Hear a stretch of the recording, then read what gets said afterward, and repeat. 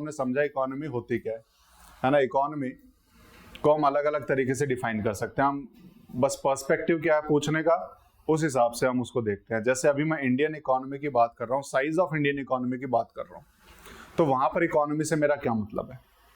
वहां पर है कि total production in a country in a definite given time, है ना। विद इन अ ईयर भी हो सकता है, विद इन अ मंथ भी हो सकता है, विद इन अ क्वार्टर भी हो सकता है। एक मंथ में, एक क्वार्टर में या एक ईयर में कितना प्रोडक्शन हमने किया है, that is the size of the economy. वहां पर जब मैं इकोनॉमी को डिफाइन कर रहा हूं तो इस हिसाब से डिफाइन करता हूं, ठीक है। तो हम सबसे पहली चीज तो ये लिखेंगे, साइज ऑफ द इकोनॉमी। एक आइडिया होना चाहिए जब हम इकोनॉमी की बात कर रहे हैं तो इंडियन इकोनॉमी का साइज क्या है, ठीक है ना। हम कितने बड़े इकोनॉमी है आज के टाइम पे, वर्ल्ड में हमारा स्टैंडिंग क्या है, ठीक है ना। तो एक आइडिया हम लेके चलेंगे। तो हेडिंग आप साइज ऑफ इकोनॉमी डाल लो इसमें।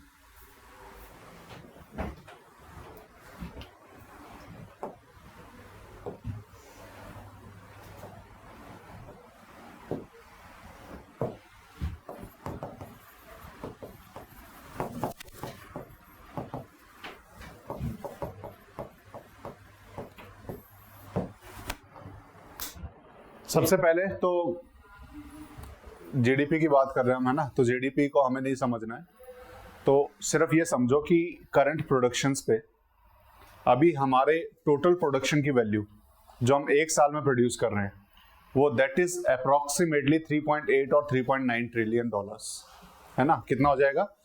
3.9 ट्रिलियन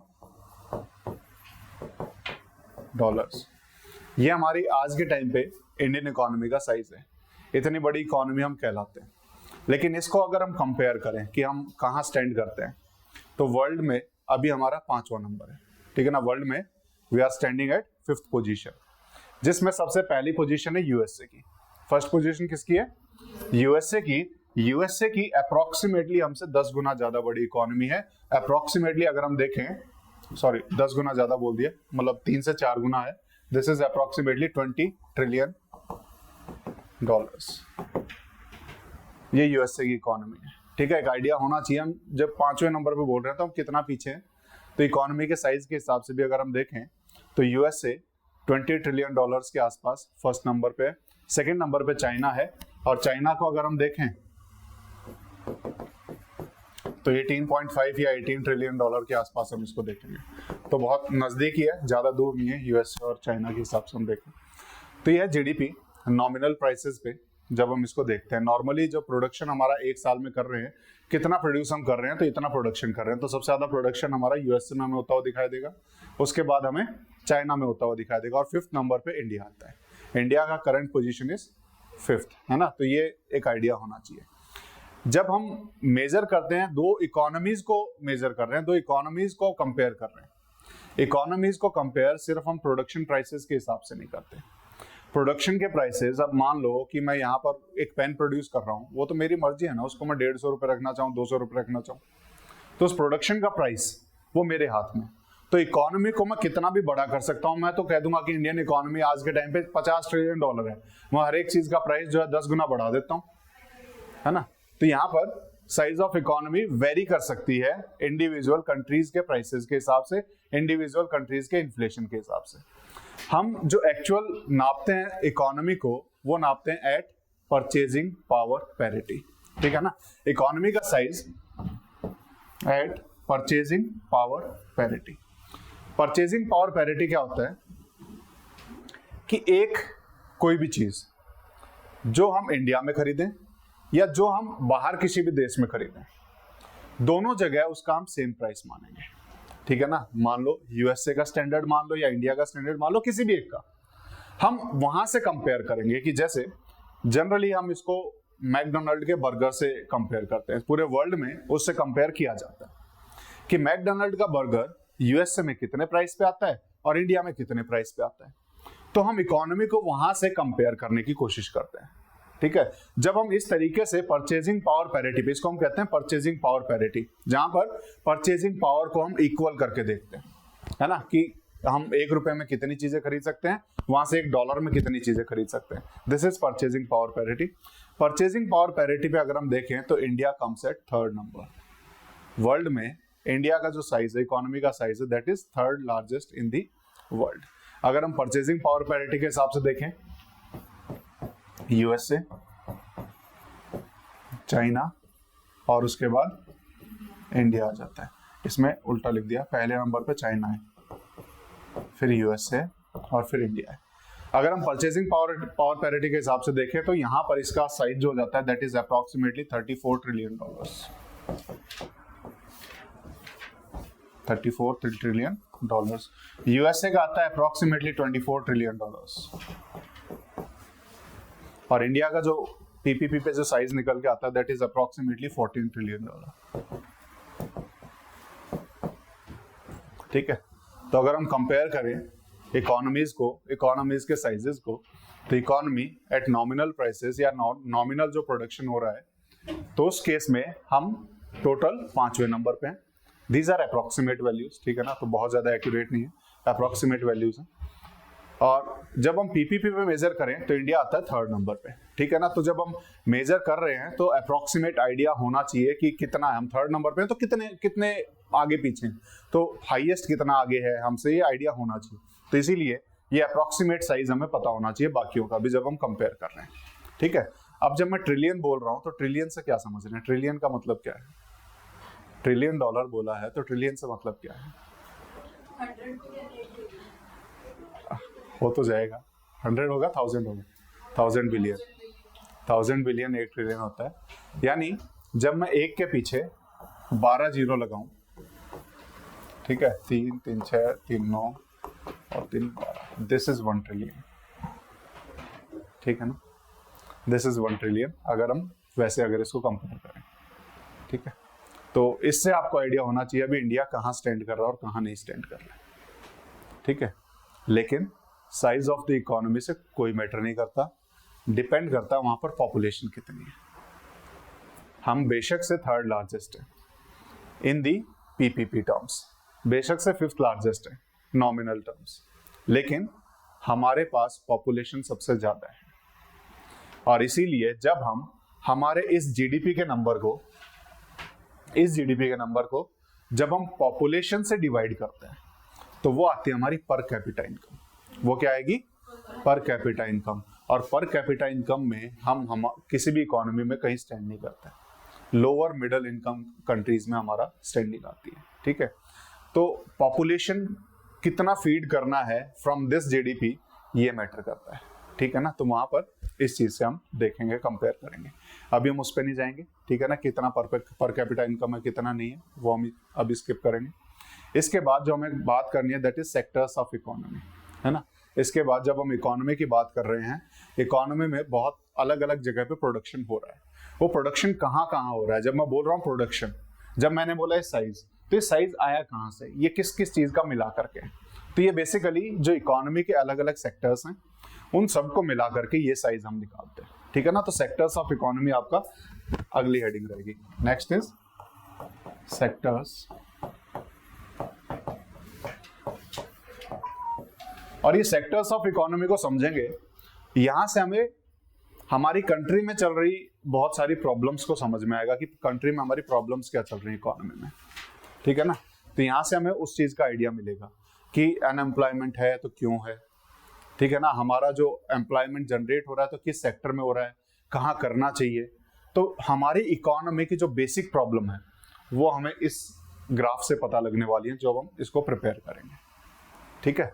तो सबसे पहले जब हमारी जो जीडीपी है, उस जीडीपी नहीं, पहले इकोनॉमी के सेक्टर्स की बात करें। इकोनॉमी के सेक्टर्स की बात करें तो इकोनॉमी को हम 3 सेक्टर्स में डिवाइड करते हैं। 3 अलग अलग सेक्टर्स हो गए। सबसे पहले जिसको हम प्राइमरी सेक्टर बोलते हैं, फिर सेकेंडरी सेक्टर आएगा और लास्ट इज टर्शियरी, ठीक है। ये 3 सेक्टर है, primary, secondary and tertiary sectors. Primary sector में बेसिकली आपके एग्रीकल्चर आ जाएगा एंड अलाइड जो सेक्टर्स हो गए उसको हम कह देंगे, ठीक है ना। एग्रीकल्चर, माइनिंग इसी में आ जाता है, क्वेरिंग इसी में आ जाता है। माइनिंग एंड क्वेरिंग एक साथ ही लिखते हैं। क्या डिफरेंस है माइनिंग एंड क्वेरिंग में, है ना। क्वेरिंग उत्खनन जिसको हम हिंदी में कहते हैं, है ना। क्या डिफरेंस है माइनिंग एंड क्वेरिंग में? माइनिंग को एग्जैक्टली खदान से, खदान तो माइन हो गई है ना, खनन खनन खनन इज माइनिंग है ना, उत्खनन इज क्वेरिंग। क्या डिफरेंस है दोनों में? नहीं, बेसिकली माइनिंग है जब हम जमीन खोद करके जमीन के नीचे से कुछ निकाल रहे हैं, दैट इज माइनिंग। जब सरफेस पे मिलने वाली चीजों को ही हम एक्सट्रैक्ट कर रहे हैं, दैट इज क्वेरिंग, है ना। सरफेस के नीचे से निकाल रहे हैं, दैट इज माइनिंग। सरफेस पे मिल रहे जैसे सैंड, है ना, नदियों से हम क्या कर रहे हैं? माइनिंग कर रहे हैं, क्वेरिंग कर रहे हैं। हमेशा जब भी सैंड को हम निकालते हैं नदियों से, वो क्वेरिंग कहलाई जाती है, माइनिंग नहीं कहलाई जाती, है ना। तो जो ऊपर ऊपर से हम कर रहे हैं दैट इज क्वेरिंग, और जब हम जमीन के नीचे से करते हैं दैट बिकम्स माइनिंग। ये इनमें बेसिक डिफरेंस है, और ये दोनों हमारे प्राइमरी सेक्टर के अंदर आ जाएंगे। प्राइमरी सेक्टर यानी जो बेसिकली खुद से नेचुरली हमें चीजें मिल रही हैं, हम वहां से कुछ भी चीजें ले रहे हैं, वो यहाँ से आ जाए। डेयरी सेक्टर भी आपका प्राइमरी सेक्टर का पार्ट है। डेयरी सेक्टर कहाँ से आएगा? प्राइमरी में ही आएगा, ठीक है। सेकेंडरी की बात करें तो सेकेंडरी में आपका आ जाएगा मैन्युफैक्चरिंग,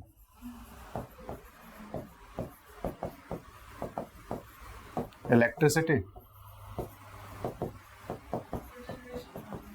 पावर जनरेशन, गैसेस वगैरह, ये सब इसमें ही आ जाएगा, ठीक है। कंस्ट्रक्शन इसी में आ जाएगा,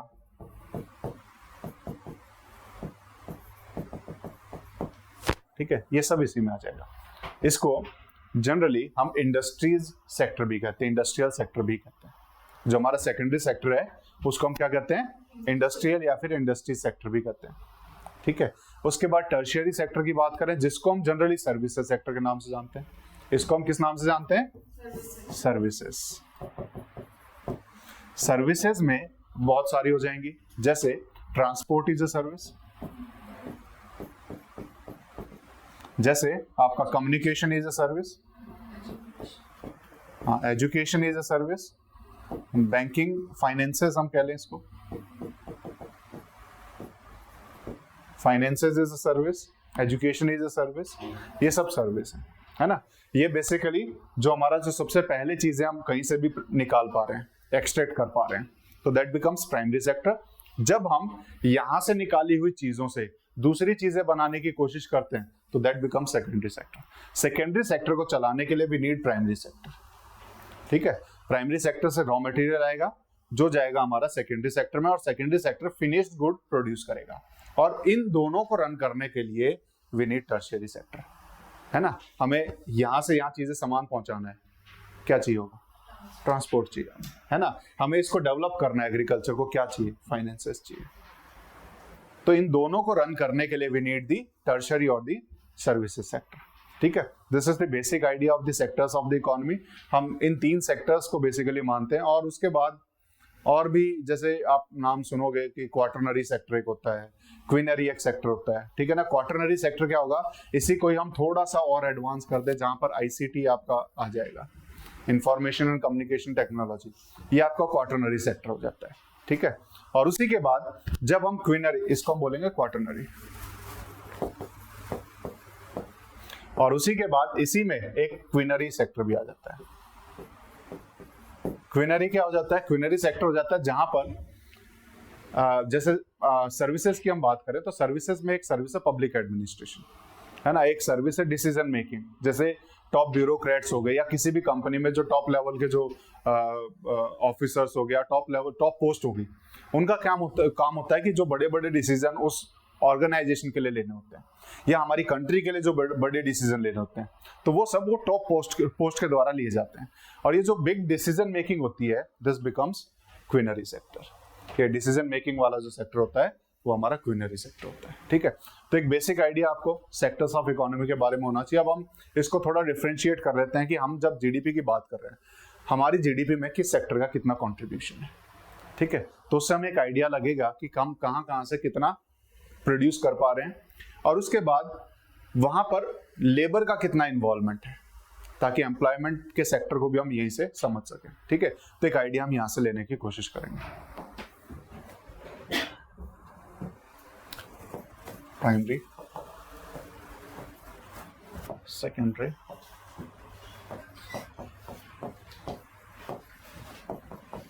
टर्शियरी।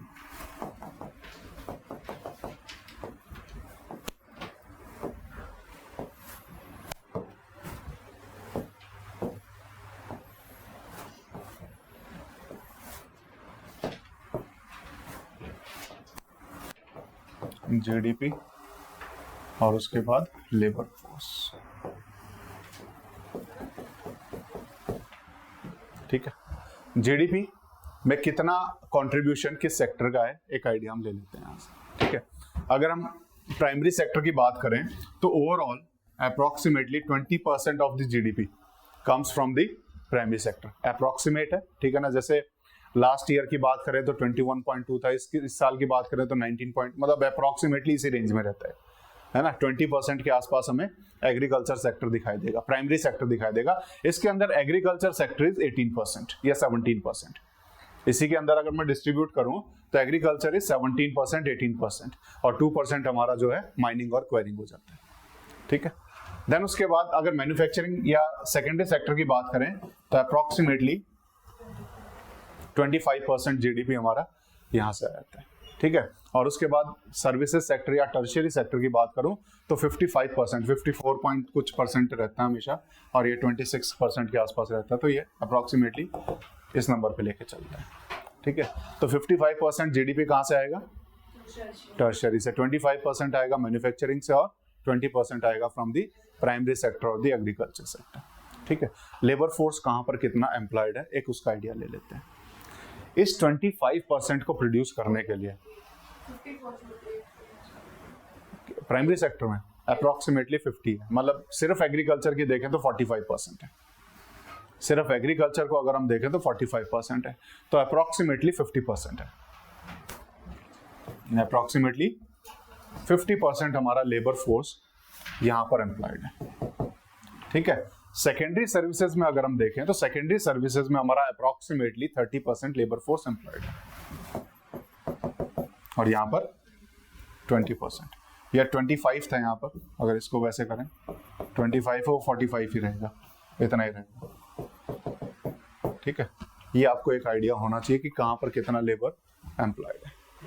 ठीक है, तो ये एक बेसिक आइडिया है कि कहाँ पर कितना लेबर हम यूज कर रहे हैं और उससे कितनी प्रोडक्टिविटी निकाल पा रहे हैं। जब हम इस टेबल को देखेंगे तो हमारे इकोनॉमी की एक बेसिक अंडरस्टैंडिंग हमें मिलेगी, है ना। उससे हम हमारी इकोनॉमी के कुछ फीचर्स को आउटलाइन कर पाएंगे, हाईलाइट कर पाएंगे। ठीक है, जैसे सबसे पहला फीचर अगर हम देखें, largest population is employed in the primary sector. India की जो लार्जेस्ट पॉपुलेशन है वो कहाँ एम्प्लॉयड है? In the primary sector. Then उसके बाद मैं इसी से एक और कंक्लूजन निकालना चाहूं तो आपको ये टेबल देख के समझ में आना चाहिए 45% या 50% लोग लगे हुए हैं 20% प्रोडक्शन के लिए, वहीं सिर्फ 25% 55 प्रोडक्शन कर रहे हैं इन द सर्विसेज सेक्टर। तो productivity of the labour force employed in agriculture sector of the primary sector is very लो। इसकी प्रोडक्टिविटी क्या है? बहुत कम है। या फिर मैं इसको दूसरे हिसाब से कहूं, एग्रीकल्चर सेक्टर हमारा इतना डेवलप्ड नहीं है, हमारा agriculture sector is under developed. ये सब फीचर्स हमारे इंडियन इकोनॉमी का। अगर आपको कभी कोई बोले कि इंडियन इकोनॉमी के फीचर्स बताओ, सिर्फ इस टेबल को देख करके आप इंडियन इकोनॉमी के सारे फीचर्स बता सकते हो। सिर्फ इस टेबल को देख करके सारे फीचर्स गिनाए जा सकते हैं। ठीक है ना, एग्रीकल्चर अंडर डेवलप्ड है ना, लार्जेस्ट पॉपुलेशन यहीं पर है, डिस्गाइज्ड अनएम्प्लॉयमेंट पढ़ेंगे क्या होता है। ठीक है ना, मतलब यहाँ पर बेसिकली ओवर एम्प्लॉयड है ये। ठीक है ना, this is over employed sector हमारा। ठीक है, productivity, labour productivity is very लो। ठीक है, और सर्विसेज सेक्टर जहां पर सबसे ज्यादा प्रोडक्शन हमारा हो रहा है, यहाँ पर सिर्फ और सिर्फ कितना है? 55%। एक जनरल ट्रेंड होता है, अगर किसी भी इकोनॉमी को ग्रो करना है, किसी भी इकोनॉमी को सस्टेन करना है, तो एक प्रोसेस से उसे गुजरना पड़ता है। क्या प्रोसेस है? कि पहले कोई भी इकोनॉमी शुड बी एग्रीकल्चरल और प्राइमरी सेक्टर बेस्ड, उसके बाद अपना डेवलपमेंट करके उसे यहां पर आना पड़ेगा, यानी maximum of the labour force should transfer to the secondary sector और मैक्सिमम प्रोडक्शन हमारा यहां से होना चाहिए अगर हमें एक प्रोसेस से गुजरना है। उसके बाद फिर हम लेबर फोर्स को यहां ट्रांसफर करेंगे और सबसे ज्यादा प्रोडक्शन हमारा यहां से आएगा। ठीक है, ये एक प्रोसेस है किसी भी इकोनॉमी का। अगर कोई भी इकोनॉमी ग्रो कर रही है तो सबसे पहले वो इस सेक्टर में ग्रो किया होगा, उसके बाद इसमें ट्रांसफर होंगे, उसके बाद इसमें ट्रांसफर होंगे। लेकिन इंडियन इकोनॉमी ने एक चीज मिस कर दी। इंडियन इकोनॉमी यहां से यहां पहुंच गई है, लेकिन इसको जंप करके पहुंचे, इसको कभी अचीव ही नहीं कर पाया, है ना। और जब इसको नहीं अचीव कर पाए, उसी से हमारी इकोनॉमी में बहुत सारी प्रॉब्लम शुरू हो गई। वो क्या क्या प्रॉब्लम शुरू हुई उसको देखते हैं, ठीक है। सबसे पहले यहां पर जो पॉपुलेशन है, that is largely living in the rural areas, है ना। कहां पर है वो? रूरल एरियाज में। और रूरल एरियाज में है तो हमारी इकोनॉमी बेशक से थर्ड लार्जेस्ट हो गई है, उस थर्ड लार्जेस्ट का वो हिस्सा जो उनको ट्रांसफर होना चाहिए था वो नहीं हो पाया, तो इनइक्वालिटी बहुत ज्यादा बढ़ गई। इनइक्वालिटी बहुत ज्यादा बढ़ गई, क्योंकि जब इकोनॉमी ग्रो कर रही है तो सभी सेक्टर्स अगर बराबर तरीके से ग्रो करेंगे तो सबको उस ग्रोथ का उतना ही फायदा मिलेगा। अब उस ग्रोथ का फायदा सारा यहां जा रहा है, यहां कुछ पहुंच ही नहीं रहा है। यहां नहीं पहुंच रहा है तो यहां पर जितने भी लोग एम्प्लॉयड होंगे वो कहीं ना कहीं पीछे रह जाएंगे और इनइक्वालिटी बढ़ती चली जाएगी। और सिर्फ इतना ही नहीं, इसको हम रूरल सेक्टर से भी जोड़ के देखते हैं कि यहाँ पर जो ग्रोथ है वो हमारी रूरल इकोनॉमी की ग्रोथ होती है, तो रूरल इकोनॉमी हमारी पीछे जाती हुई दिखाई देगी, रूरल इकोनॉमी हमारी पीछे जाती हुई दिखाई देगी, ठीक है। एक चीज तो इसमें ये समझ में आती है। देन उसके बाद जब हमने इसको मिस किया तो उससे हमारा क्या नुकसान हुआ, उसको समझने के लिए हम इंडस्ट्रीज को थोड़ा सा क्लासिफाई करते हैं। इंडस्ट्रीज को क्लासिफाई करेंगे, कुछ इंडस्ट्री वो होती हैं जो होती हैं कैपिटल इंटेंसिव, और कुछ इंडस्ट्रीज वो होती हैं जो होती हैं लेबर इंटेंसिव।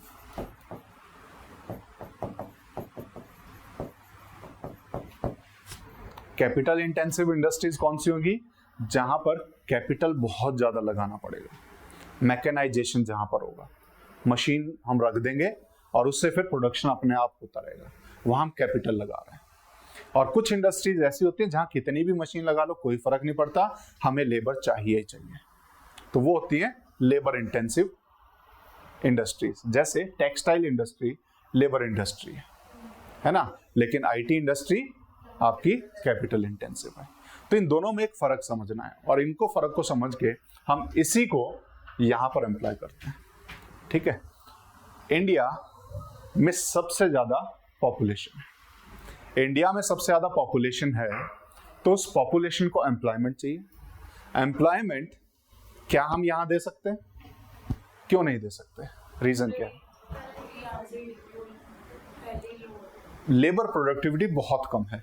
हम एडिशनल कोई भी एम्प्लॉयमेंट देंगे, हमारा यहां कोई फर्क नहीं पड़ने वाला। यानी कोई भी एडिशनल हम एम्प्लॉयमेंट, कोई भी एडिशनल फैक्टर यहां पर हम एम्प्लॉय करें तो उसका रिजल्ट जीरो आएगा, तो उसका कोई यूज नहीं है। तो हमें एम्प्लॉयमेंट जनरेट करना है तो हमारी कोशिश होनी चाहिए यहां करें, लेकिन यहां करने के लिए कुछ प्रॉब्लम है। यहां पर मिनिमम रिक्वायरमेंट इज स्किल्स।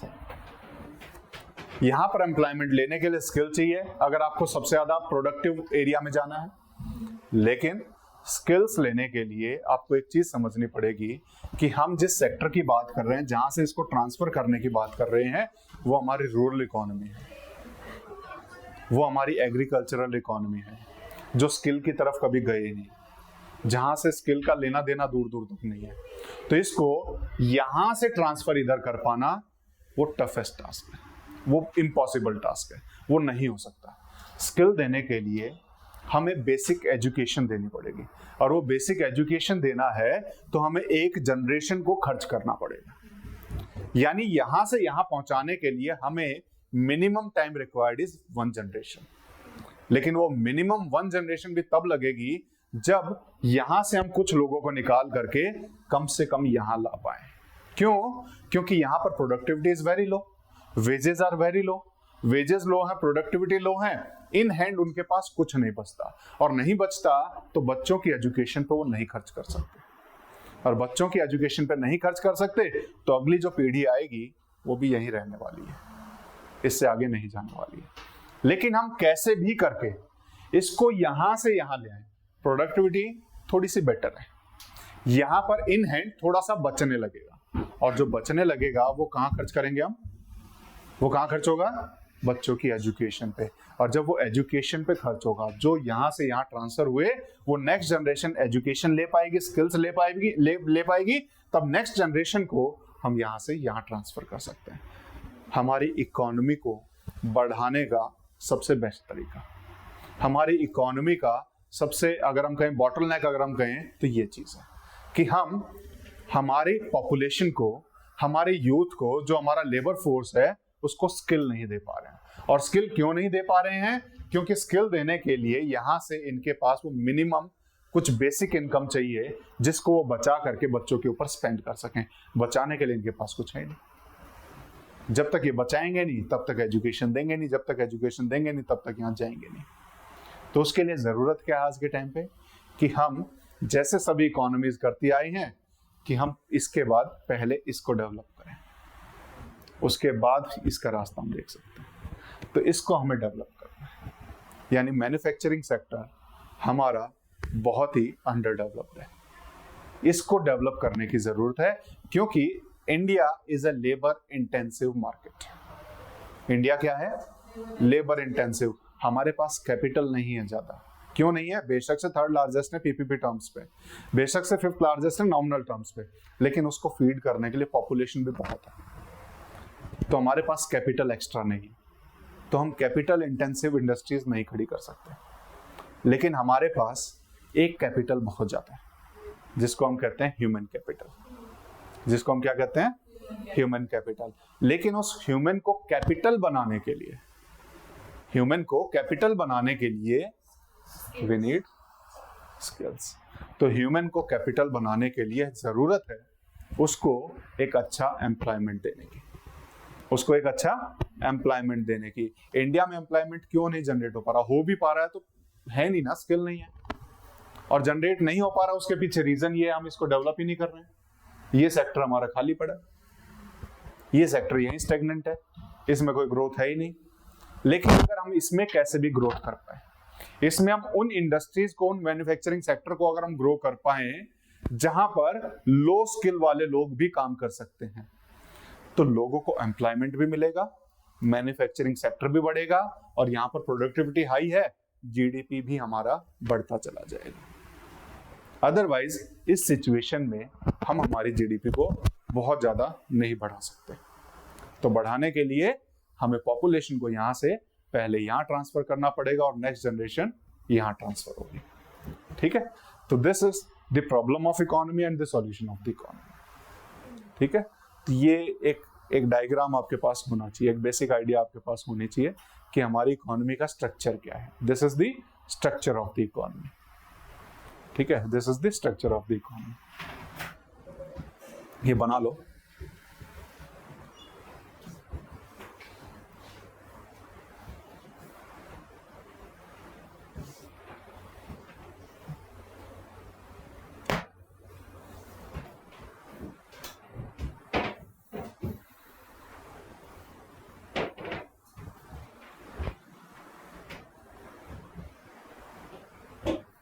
कैसे में पढ़ रहे हैं?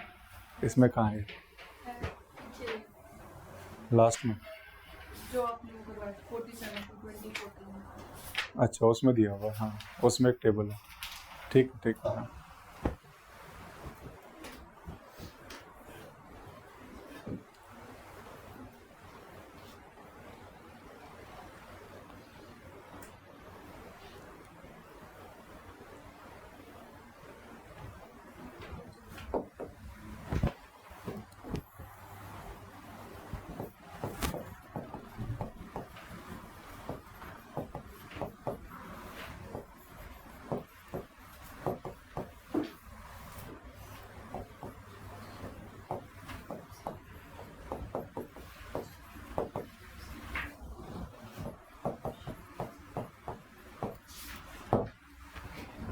ये क्वेश्चन और इसका आंसर लिखो अभी। हाँ,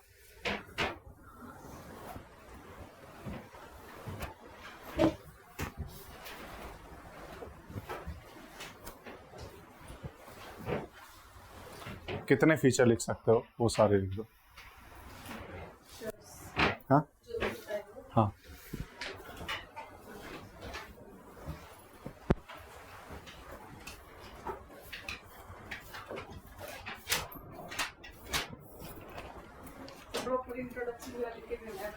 ना ना, सिर्फ फीचर लिख दो सीधा, कुछ इंट्रोडक्शन की जरूरत नहीं है।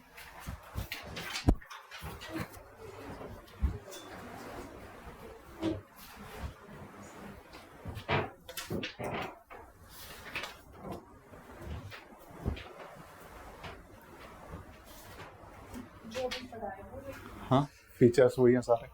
हमारे इंडियन इकोनॉमी की बेसिक कैरेक्टरिस्टिक क्या है, हमारी इकोनॉमी का स्ट्रक्चर क्या है, वो सारी चीज़ें इसी के अंदर आ जाएंगी। हमारी लेबर फोर्स प्रोडक्टिव है या नहीं है तो कहाँ प्रोडक्टिव है कहाँ नहीं है, क्या लैकिंग है, क्या एडवांस स्टेज पे है, सब कुछ लिखना है इसमें।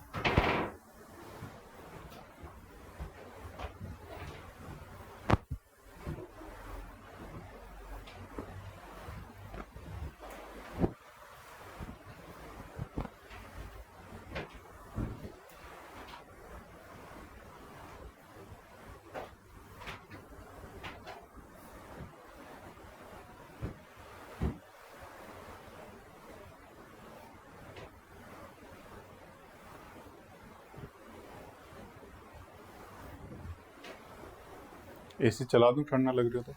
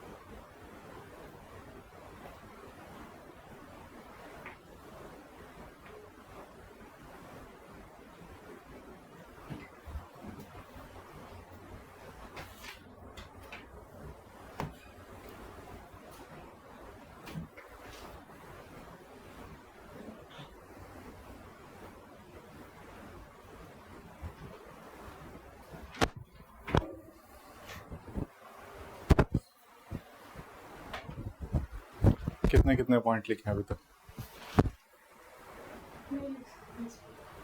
कितने लिख लो?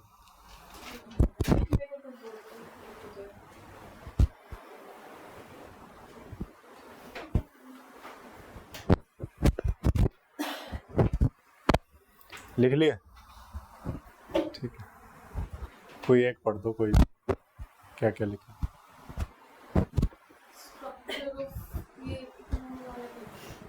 क्या क्या लिखा? कितनों ने लिखा है कि इंडिया के पास पॉपुलेशन सबसे लार्ज पॉपुलेशन साइज? ठीक है, कैपिटल तो बाद में करेंगे, पहले तो पॉपुलेशन साइज है। और लार्ज पॉपुलेशन साइज के हिसाब से इंडिया 5th लार्जेस्ट इकोनॉमी है, ये कितना ने लिखा? इन नॉमिनल टर्म्स।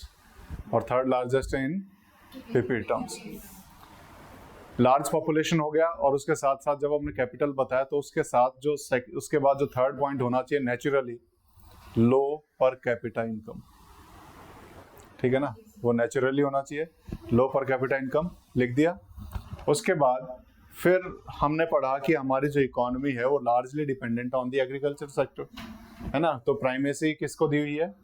एग्रीकल्चरल सेक्टर, तो dependent on the agricultural sector. लेकिन जब हम एग्रीकल्चरल सेक्टर लिख रहे हैं, उसके साथ साथ हमें ये लिखना चाहिए वहाँ पर प्रोडक्टिविटी बहुत लो है।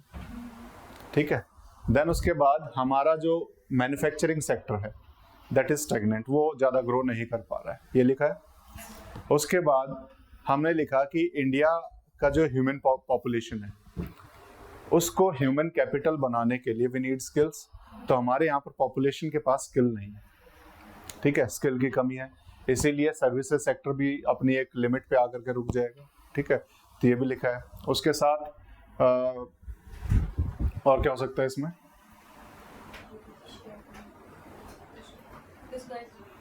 वो तो ऑलरेडी हो गया, उसमें लो प्रोडक्टिविटी आ गया। और क्या हो सकता है?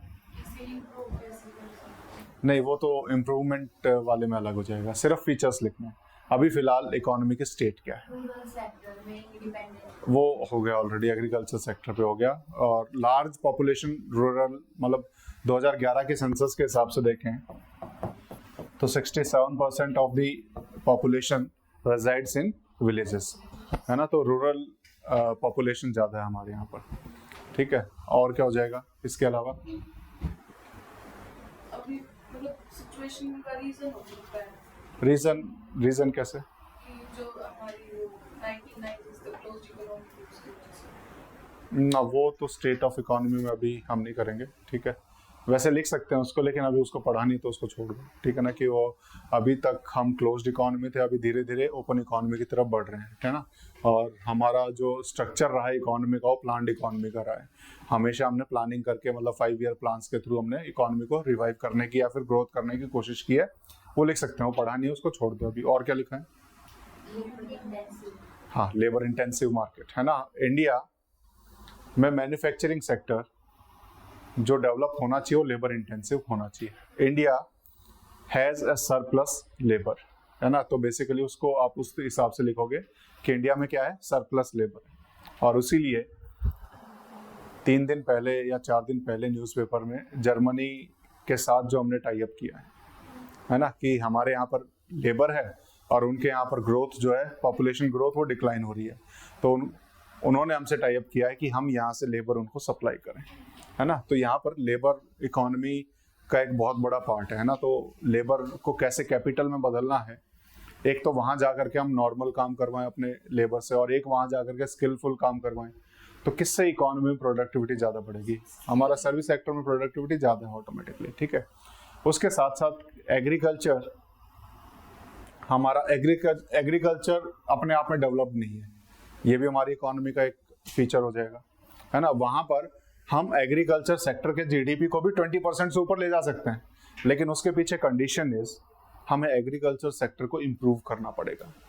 वहाँ इरिगेशन फैसिलिटीज़ देनी पड़ेंगी, वहाँ पर हमें इलेक्ट्रिसिटी सप्लाई देनी पड़ेगी, वहाँ पर हमें फर्टिलाइजर ढंग से देने पड़ेंगे। बहुत सारी चीज़ें हैं जो उसके साथ एसोसिएटेड है जो हमें करनी पड़ेंगी, लेकिन हम कुछ बॉटलनेक्स की वजह से एग्रीकल्चर सेक्टर को भी डेवलप नहीं कर पा रहे हैं। तो अंडर डेवलप्ड एग्रीकल्चर सेक्टर भी हमारा, ठीक है ना। तो ये भी हम लिख सकते हैं। तो इसके अंदर एक और ये हो जाएगा। तो ये हमारे फीचर्स हो जाएंगे इंडियन इकोनॉमी के। इसमें जो फीचर्स लिखे हैं एक बार वो पढ़ लो।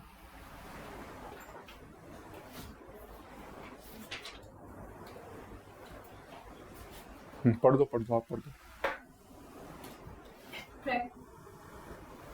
Primacy of agriculture and low per capita income, rural economy, high population, unemployment, inequality in income distribution. Inequality नहीं लिखा हमने, है ना, तो इनइक्वालिटी भी हमारा एक फीचर है ना। इनइक्वालिटी क्यों है? क्योंकि हमारी लार्जर जो पॉपुलेशन है जो रूरल एरिया में है वो एग्रीकल्चर डिपेंडेंट है और वहाँ पर प्रोडक्टिविटी इज़ वेरी लो, लेकिन smaller population is dependent on the services sector जहाँ पर प्रोडक्टिविटी इज़ वेरी हाई, तो वेजेस वहाँ पर बहुत हाई है, इसीलिए हमारी इकोनॉमी में इनइक्वालिटी बहुत ज़्यादा है। ठीक है, तो ये भी एक इसका फीचर हो जाएगा। ठीक है, तो ये हमारे इंडियन इकोनॉमी के फीचर्स भी हो गए। इसके अलावा कुछ और चीज़ें इस चैप्टर में है बेसिकली, जैसे आपके ह्यूमन डेवलपमेंट इंडेक्स हो गया, वर्ल्ड हैप्पीनेस रिपोर्ट हो गया, ये सब हम करेंगे इंडिकेटर्स ऑफ द इकोनॉमी के साथ, कि हम इकोनॉमी को, जब भी हमने बोला कि हमारी इकोनॉमी का साइज इतना है, तो उसको हमने अभी तो प्रोडक्टिविटी के हिसाब से देख लिया, लेकिन एग्जैक्टली उसको हम देखेंगे कि हम उसको जीडीपी के टर्म्स में नाप रहे थे, जीडीपी के टर्म्स में मेजर कर रहे थे। जीडीपी क्या है, जीडीपी से एसोसिएटेड वर्ड क्या है, और फिर उस जीडीपी के क्या प्रोज हैं, क्या कॉन्स हैं। वहां पर हम देखेंगे कि इसके जगह पे हमने कुछ चीजों को इंट्रोड्यूस किया था। कहीं पर हमने ह्यूमन डेवलपमेंट इंडेक्स इंट्रोड्यूस किया, कहीं पर हमने वर्ल्ड हैप्पीनेस इंडेक्स यूज किया, तो वो हम उस चैप्टर के साथ पढ़ेंगे। ठीक है, तो अभी हम सेक्टर्स ऑफ इकोनॉमी या बेसिक्स ऑफ इकोनॉमी की हम बात करें तो बेसिक्स ऑफ इकोनॉमी में इतना ही रहेगा। उसके बाद नेक्स्ट जो क्लास रहेगी that will be indicators of the economy, जहां पर हम जीडीपी, जीएनपी और ये सारी चीजें पढ़ेंगे। ठीक है, तो ये हमारा इंडिकेटर्स ऑफ इकोनॉमी के ऊपर पढ़ेंगे नेक्स्ट क्लास। ठीक है, चलो, कोई डाउट हो तो पूछ लो, कोई भी जेनरिक डाउट। हाँ, पूछो।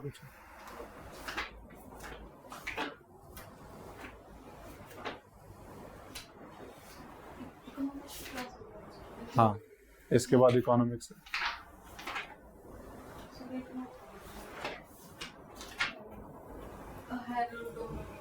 हाँ, नाम दिया हुआ बस उसका, 5 ईयर प्लान का नाम दिया हुआ।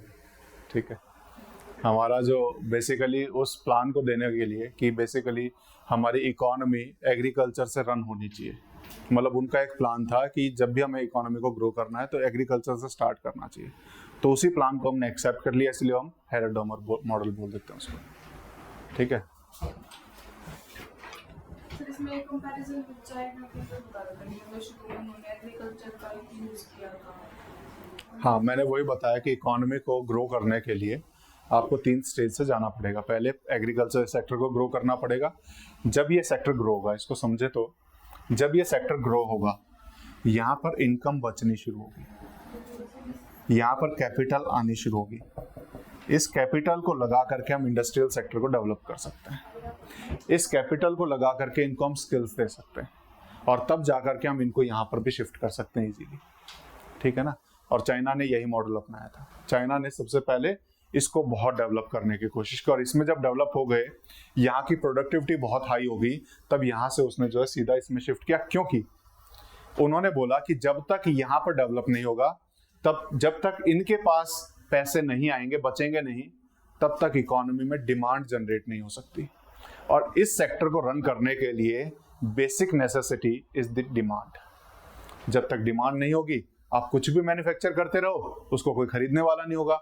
उसको खरीदने के लिए इकोनॉमी में डिमांड जनरेट करवानी पड़ेगी, और डिमांड जनरेट करवाने के लिए नेसेसरी जहां पर सबसे ज्यादा पॉपुलेशन है वहां पर हमें उनके पास पैसे पहुंचाने पड़ेंगे, और उनके पास पैसे पहुंचाने का क्या तरीका है? इस सेक्टर को डेवलप करो, तभी ये लोग डिमांड करेंगे, तभी यहां से ये बढ़ेगा। इसके बढ़ने के लिए यहां पर डिमांड होना इज नेसेसरी। ठीक है ना, और चाइना ने यही तरीका अपनाया इसको डेवलप करने का। It dismantled the commune system in land holdings and established household responsibility system. क्या क्या है, एक बार फिर से पढ़ना उसको। China started its reforms in agriculture sector and then moved to industrial sector. It dismantled the commune system in land अच्छा holdings. ठीक है, कम्युनिटी वाले सिस्टम को हटा करके हाउस होल्ड को उन्होंने लैंड होल्डिंग्स दी थी, ये बेसिकली वो कहना चाह रहे हैं, है ना। पहले पूरा कम्युनिटी होल्ड करती थी, कम्युनिटी होल्ड कर रही है तो वही बात है कि जब पूरे सबका जब बराबर ही है तो कौन मेहनत करना चाहेगा, तो इसीलिए उसको इंडिविजुअलिस्टिक उसने करने की कोशिश की, हाउस होल्ड में बांटने की कोशिश की, ताकि वो अपनी तरफ से भी वहाँ पर थोड़ा सा कैपिटल लगाएं, उसको इम्प्रूव करने की कोशिश करें, ठीक है। By and large, freed up the agricultural prices from controls. हाँ, जो जैसे इंडिया में रहा है, प्राइसेस हमेशा कंट्रोल में रहे हैं, है ना, कि ज़्यादा प्राइसेस नहीं होंगे, इन्फ्लेशन नहीं होने देना हमें, तो प्राइसेस को कंट्रोल करना है। यहाँ पर प्राइसेस को कंट्रोल से बाहर कर रहे इसीलिए किया ताकि जो वो प्रोड्यूस कर रहे हैं उसको लोग ज़्यादा से ज़्यादा दामों में खरीदें, तो उनकी इनकम बढ़ेगी तो डिमांड जनरेट होगी, ठीक है ना, तो वो सेंस में लिखा है।